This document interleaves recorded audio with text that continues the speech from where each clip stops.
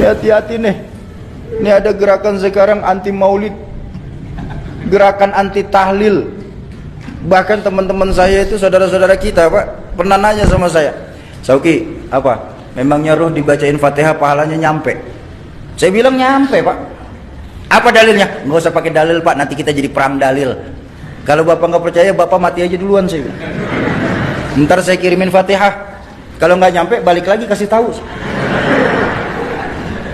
Loh, kalau khilafiyah kita perbesar Pak, sampai kiamat pun nggak akan selesai.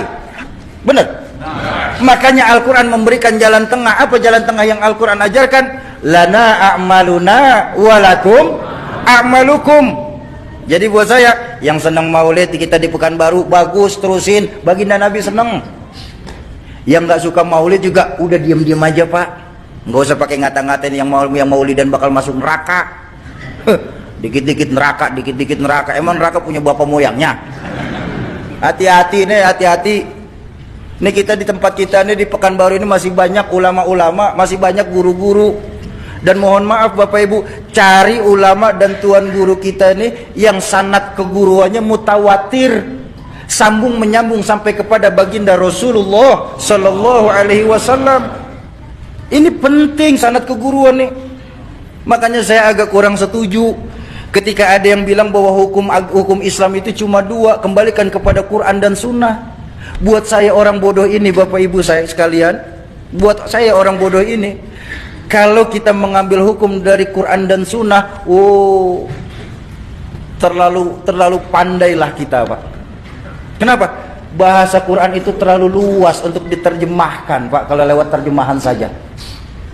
Bahasa Quran dan hadis itu sangat luas kalau kita cuma memahami Quran lewat terjemahan. Satu contoh, mohon maaf, dalam Al-Quran yang diperintahkan itu cuma sholat. Betul apa enggak? Apa dijelaskan dalam Al-Quran sholat zuhur, asar, maghrib, isya, subuh? Di mana kita temuin? Hadis. Dalam hadis pun cuma dijelaskan 5. Tapi bagaimana mengerjakannya dijelaskan apa enggak? Contoh hadis yang paling gampang. Baginda Nabi bersabda dari Imam Ahmad, "Shallu kama ra'aitumuni usolli." Salatlah kamu sebagaimana kamu melihat aku salat. Ini kalau kita terjemahkan ya. Mohon maaf saya tanya, ada di sini yang pernah ketemu Rasulullah? Ada yang pernah duduk di belakang Rasulullah?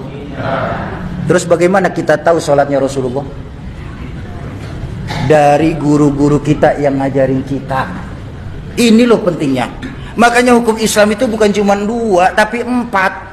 Ada Quran, ada Sunnah, ada ijma, ada qiyas.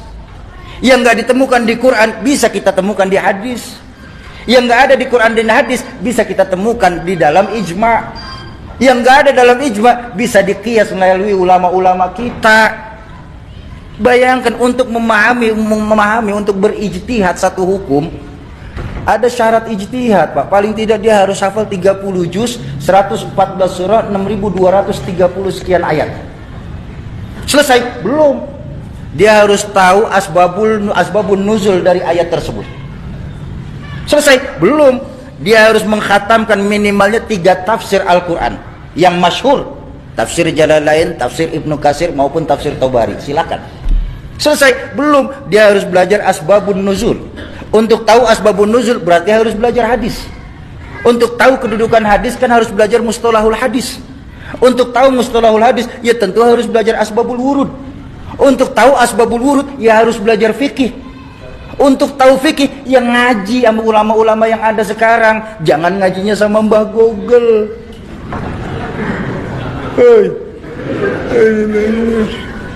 Hati-hati. Enggak semua bid'ah itu jelek. Enggak semua yang tidak dilakukan Rasulullah itu jelek. La kullu bid'atin dhalalah. Ada bid'ah, enggak semua bid'ah itu jelek. Ada bid'ah hasanah. Contoh. Quran yang lagi kita baca sekarang ini, Pak. Itu bid'ah, Pak. Benar enggak? Di zaman Rasulullah enggak pernah membuat mushaf. Semua langsung penghafalan kepada sahabat. Cuma ketika Rasulullah wafat di Khalifah Umar bin Khattab, Banyak sahabat-sahabat hufaz pada meninggal dunia karena perang. Sebagai khalifah, Sayyidina Umar ini berpikir, ini kalau kayak begini, Quran akan hilang karena banyak sahabat hufaz yang wafat. Lalu dibikinlah satu ide untuk memushafkan Al-Quran. Bahkan Sayyidina Umar sendiri berkata, hadza bid'atul hasanah. Ini sebaik-baiknya bid'ah. Bid'ah tapi masih baik. Jadi tidak semua bid'ah itu jelek, Pak. Kalau memang mengartikan semua bid'ah itu jelek, mohon maaf Bapak Ibu, mohon maaf.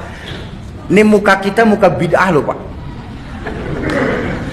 Zaman Nabi nggak ada potongan kayak kita, Pak. Bid'ah tuh operasi plastik. Handphone yang Bapak Ibu pegang itu bid'ah tuh. Nabi nggak pernah pakai handphone kok. Bener? Buang. Ganti kaleng susu, sambungin benang. Ngomong dah tuh, halo, halo. Ayolah kita sesama Islam nih, kita saling asih, asuh. Jangan sama-sama kita malah saling gasak, gesek, gosok. Sudah waktunya kita nih sekarang meluruskan saf, merapatkan barisan. Musuh kita sekarang sudah jelas, Pak. Apa musuh yang paling nyata? Sekularisme dan liberalisme. Jadi selama mereka bersyahadat Tuhannya Allah, Nabinya Muhammad, merekalah saudara kita. Setuju? Jangan suka kita mengkafir-kafirkan. Ingat dakwah baginda Nabi itu mengislamkan orang kafir. Kok malah sekarang ini mengkafirkan sesama Islam? Ayo dalam berdakwah, yasiru wala tu'assiru.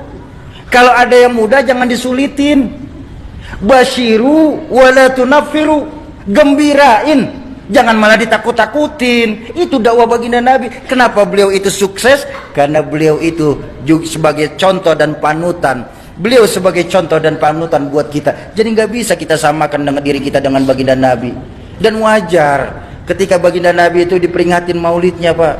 Jadi nggak ada istilah itu apa namanya, melakukan maulid itu bid'ah. Apa bid'ahnya? Oh, kita tambah kenal sama baginda Nabi. Ayo, bagaimana kita bisa tahu sejarah baginda Nabi kalau bukan lewat pembacaan sejarah baginda Nabi? Benar?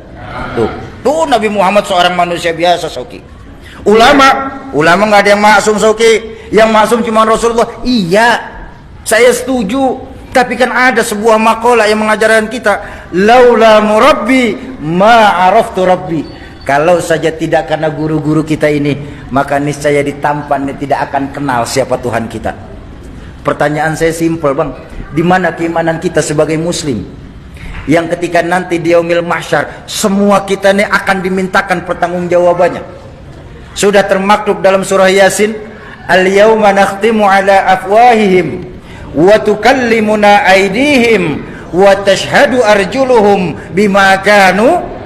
Mulut dikunci, tangan berbicara, kaki bersaksi atas apa-apa yang kita lakukan di permukaan bumi Allah ini. Di mana, Bang, nilai keimanan kita sebagai muslim, Bang? Yang ketika nanti Allah Qadi Rabbul Jalil, Allah akan bertanya kepada masing-masing kita, kamu orang tampan yang katanya Islam, di mana posisi kalian ketika kalian tahu agamaku lagi dihina-hina? Kamu yang katanya pecinta kekasihku Muhammad, di mana posisi kalian ketika kalian tahu di dunia ini kekasihku lagi disamakan dengan Insinyur Soekarno? Dan kalian yang ngaku-ngaku sebagai muslim, di mana posisi kalian ketika kalian tahu para wali-waliku di dunia ini lagi dicari-cari kesalahannya? Di mana nilai keimanan kita sebagai muslim sesungguhnya? Ayo, di peringatan tablik akbar malam hari ini, kembalikan lagi nilai keyakinan kita kepada Allah Subhanahu wa ta'ala. Tanamkan kepada diri kita, kalau kita sendiri, yang kedua Allah. Kalau kita berdua, yang ketiga Allah. Jangan pernah pisahkan Allah dalam hidup kita. Setuju?